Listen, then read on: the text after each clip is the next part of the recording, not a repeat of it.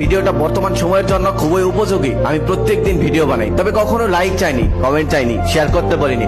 আজকে একটা অনুরোধ করব, এই ভিডিওটাতে একটা লাইক করবেন, একটা কমেন্ট করবেন, একটা শেয়ার করবেন, যাতে সবাই দেখতে পারে। আর সেখান থেকে একটা মানুষও যদি সংশোধন হয়, নিজেকে সঠিক পথে নিয়ে আসে, তাহলে আমি সার্থক।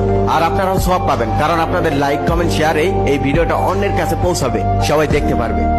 এই গরমের মধ্যে যেসব বোনেরা বাসা গেঞ্জি বা টি শার্ট পরেন, তাদের উদ্দেশ্যে কিছু কথাগুলো মনোযোগ দিয়ে শুনবেন, ইনশাল্লাহ অনেক কিছু বুঝতে পারবেন। যেসব বোনেরা বাসায় গেঞ্জি বা টি শার্ট পরেন, আপনারা কি জানেন কার কার সামনে গেঞ্জি বা টি শার্ট ব্যবহার করা যাবে? অনেকেই হয়তো বলবে মারামদের সামনে ব্যবহার করা জায়েজ আছে, কিন্তু আপনার ধারণা সম্পূর্ণ ভুল। কারণ যে আপনার বাবা হয়, যে আপনার ভাই লাগে, সেই সম্পর্কের আগেও তাদের আরো একটি সম্পর্ক আছে, তারা হলো পুরুষ। তাদের মধ্যে পুরুষত্ব আছে। আপনি যখন গেঞ্জি বা টি শার্ট পরে তাদের সামনে হাঁটাচলা করবেন, ঘোরাঘুরি করবেন, তখন তাদের মানসিক চিন্তা ভাবনায় পরিবর্তন আসতে পারে। তখন তারা খারাপ রাস্তায় পা দিতে পারে, কারণ মানুষটি সব